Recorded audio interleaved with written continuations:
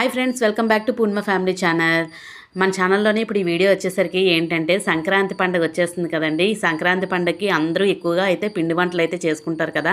ఆ పిండి వంటలు అయితే దాంట్లో భాగంగా చేగోడీలు కంపల్సరీగా చేసుకుంటారు చాలామంది.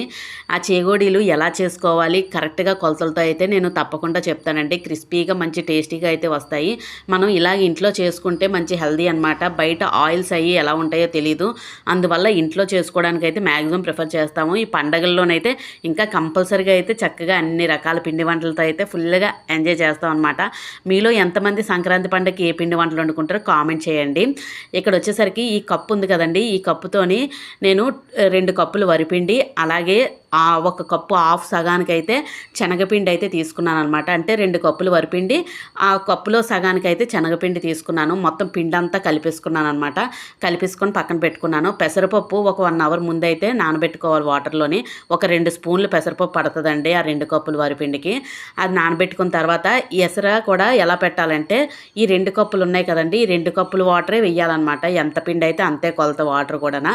అందులోని మనం పచ్చికారం, కొంచెం సాల్ట్, కొంచెం వాము, ఈ పెసరపప్పు, తిని సోడాగుండండి వేసి కొంచెం బాగా మరగబెట్టాలన్నమాట. వాటర్ని ఎక్కువసేపు మరగవసరం లేదు, అలాగే నా పప్పు కూడా ఉడకవసరం లేదు.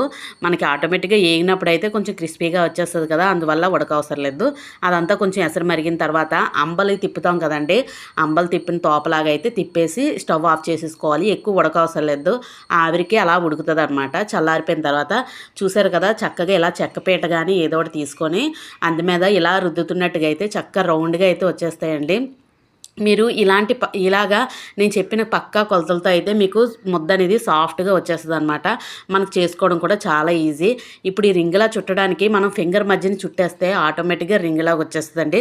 చాలా సింపుల్. చేగోడీలు చుట్టడం కొంచెం టైం పడుతుంది, టైం టేకన్ అని చెప్పేసి చేసుకోవడం కొంచెం కష్టం అనుకుంటారు, కానీ చాలా సింపుల్ అండి. చేసే విధానంగానే వస్తే అది పాముతూ మనం ఫింగర్ చుట్టుకుంటూ దాన్ని అంటించేసి పక్కన పెట్టేయడమే. ఒకదానికొకటి అంటుకుంటాయని కూడా డౌట్ అవసరం లేదండి. చక్కగా ఒక ప్లేట్లో అయితే మొత్తం అన్నీ వేసుకున్న తర్వాతే మనం చక్కగా ఒకసారి ఆయిల్లో కూడా వేసుకోవచ్చు. చూసారు కదా, నేనైతే చాలా చక్కగా అయితే తిప్పేస్తున్నాను. చాలా ఈజీ అండి. పగలకుండా రావాలి అంటే ఇలాంటి నేను చెప్పిన పక్క కొలతలతోనైతే వేసుకోండి, పగలవండి అసలు. ఇంకో టిప్ అండి, కొంతమంది కొంచెం మెత్తగా ఉన్నదని చెప్పేసి పౌడర్ కూడా అద్దుతారు. అలా పౌడర్ అద్దడం వల్ల ఏటవుతుందంటే ఏగేటప్పుడు పైన పిండి తెల్లగా పాలిపోయినట్టుగా చేవడి అందంగా రాదనమాట. అందువల్ల మనం చేసుకునేటప్పుడే కరెక్ట్గా పిండి మెత్తపడకుండా కరెక్ట్గా చేసుకుంటే ఇంకేది కలుపుకోవసరం లేదు. ఇంక పిండి అనేది ఇలాగ రౌండ్గా అయితే చక్కగా అన్నీ చుట్టేసుకొని ఒక దగ్గర అయితే ఉంచేసుకున్నాను.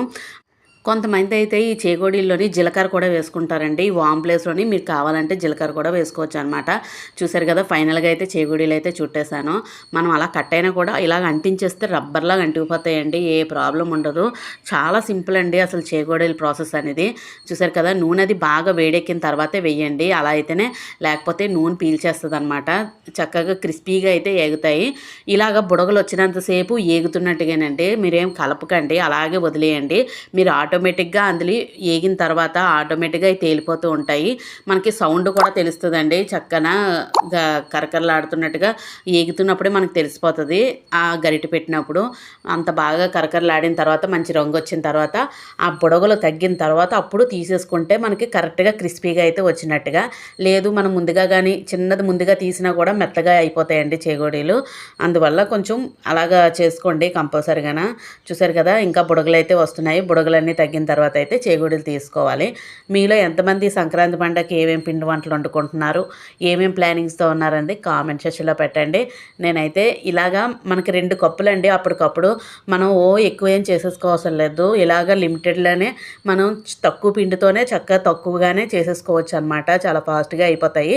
మనకు అప్పటికప్పుడు స్నాక్స్ లేవు బయట నుంచి తెచ్చుకోవాలి అని అనుకోకుండా ఇలాగ అప్పటికప్పుడు వండి పెట్టుకుంటే పిల్లలకి హెల్దీ కూడానండి. బయట ఫుడ్స్ కన్నా బయట ఏవేవో ఆయిల్స్ అన్నీ వేస్తూ ఉంటారు. మన ఇంట్లో ఆయిల్ మనకి క్వాలిటీగా ఉంటుంది కాబట్టి మనకు భయం ఉండదు. చూసారు కదా, చాలా క్రిస్పీగా అయితే ఏగిపోయాయి. చిన్న సైజు చేసుకున్నానండి, మీరు కావాలంటే పెద్ద సైజు కూడా చేసుకోవచ్చు చేగోడీలు. అది మీ ఇష్టం, మీ ఆప్షనల్ అనమాట. ఫైనల్గా అయితే చేగోడీలు చక్కగా క్రిస్పీగా అయితే చూసారు కదా, ఇరిపితే బాగా ఇరిగాయి, కరెక్ట్గా కరకరలాడుతూ వచ్చాయి అనమాట. చాలా బాగున్నాయి. మీరు తప్పకుండా ఈ సంక్రాంతి పండగకి తప్పకుండా ట్రై చేయండి. చూసారు కదా, మీకు ఈ వీడియో నచ్చితే లైక్ చేయండి, షేర్ చేయండి, సబ్స్క్రైబ్ చేసుకోవడం మాత్రం అస్సలు మర్చిపోకండి. పక్కనున్న బెల్ ఐకాన్ క్లిక్ చేస్తే నోటిఫికేషన్ ఆల్లో పెట్టుకుంటే నేను ఏ వీడియోస్ పెట్టినా వెంటనే నోటిఫికేషన్లు వచ్చేస్తాయి, వెంటనే చూసేయచ్చు. Thank you for watching.